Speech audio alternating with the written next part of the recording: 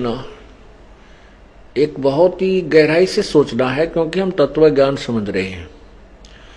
अब जिस प्रभु ने सृष्टि रची 6 दिन में और 7वें दिन विश्राम किया, उसने 6 दिन में सृष्टि रच दी और जो आदेश निर्देश देना था वो दे दिया।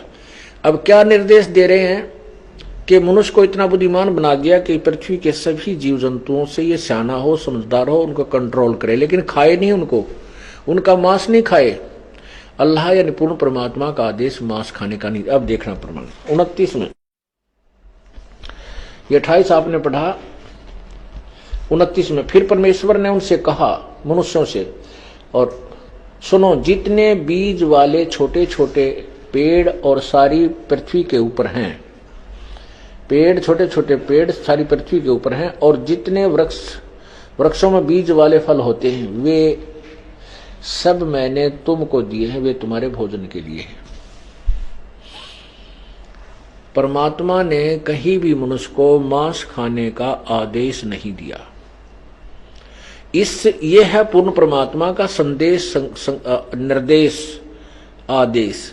इसके अतिरिक्त यदि किसी बुक में और किसी अन्य नबी या किसी अवतार या किसी गुरु पीर के कहने से आप जी मांस आहार करते हो, परमात्मा का निर्देश, परमात्मा का संविधान तोड़ रहे हो, उसकी आपको सजा मिलेगी। कैसे मिलेगी? कि परमात्मा का, जैसे राजा का, हमारे हिंदुस्तान का संविधान है कि कोई किसी की हत्या करेगा मनुष्य की, तो उसको सजाए मौत या 20 साल की सजा होगी। ये नियम है राजा का। और इसको जो तोड़ देता किसी के दूसरे के कहने आदेश से, अधिकारी के आदेश से, तो फिर वो अपराधी है। जैसे एक समय किसी व्यक्ति की मित्रता एक दरोगा से हो गई, SHO तय, और उस व्यक्ति का जो साथी पड़ोसी था, नाइबर था, उसकी कहा सुनी रहती थी, उनकी आपस में नहीं बनती थी। एक दिन उस दरोगा के मित्र ने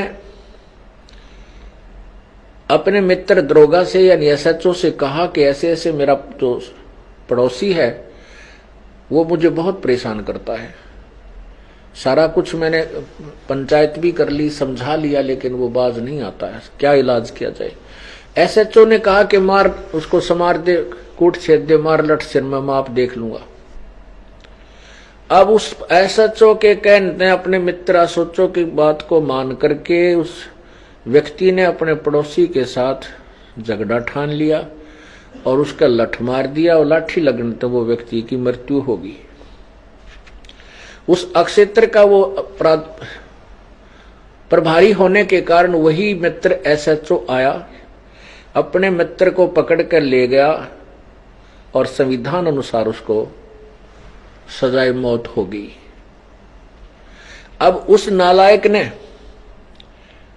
अपने मित्र अधिकारी SHO के कहने राजा के संविधान को भंग कर दिया, तो उसको सजा मिली। ये परमात्मा का विधान है, जो भगवान ने कहना सुनना था वो कह दिया, लिख दिया, बोल दिया।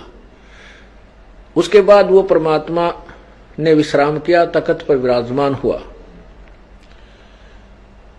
उसके बाद जो यहाँ के जो मालिक हैं, जैसे ब्रह्मा, विष्णु, महेश, ब्रह्म, इन्होंने फिर बागडोर संभाल ली। ब्रह्म ने, इन्होंने फिर आगे जो आदेश दिए हैं, या किसी के अंदर प्रवेश करके या वैसे कोई आकाशवाणी करके जो आदेश दिए, ये काल ब्रह्म के आदेश हैं, और आगे चल के वो कहीं किसी बुक में नोट करके उसको लागू किया गया है, तो पूर्ण परमात्मा के विधान को भंग किया है, उनको सजा मिलेगी, वो अब दोषी होंगे। अब देखना, अभी आपने 6वां दिन पढ़ा, अब आपने ये 29 नंबर पढ़ा। इसमें ये मनुष्यों के लिए केवल, फिर पढ़िए, फिर परमेश्वर ने उनसे कहा कि सुनो, जितने बीज वाले छोटे छोटे पेड़ सारी पृथ्वी के ऊपर हैं और जितने वृक्षों में बीज वाले फल होते हैं, वे सब मैंने तुमको दिए हैं, वे तुम्हारे भोजन के लिए। आगे पशु पक्षियों को भी आदेश नहीं है मांस खाने का। और जितने पृथ्वी के पशु और आकाश के पक्षी और पृथ्वी पर रेंगने वाले जंतु हैं जिनमें जीवन का प्राण है, उन सब के खाने के लिए मैंने सब हरे हरे छोटे पेड़ दिए हैं, और वे वैसा ही होगा। तब परमेश्वर ने जो कुछ बनाया था वो देखा, वो अच्छा लगा, तथा सांझ भी फिर भोर हुआ। इस प्रकार ये 6वां दिन हो गया। अब और परमेश्वर ने अपना काम जिसे वह करता था 7वें दिन समाप्त किया। उसने अपने किए हुए काम से 7वें दिन विश्राम किया।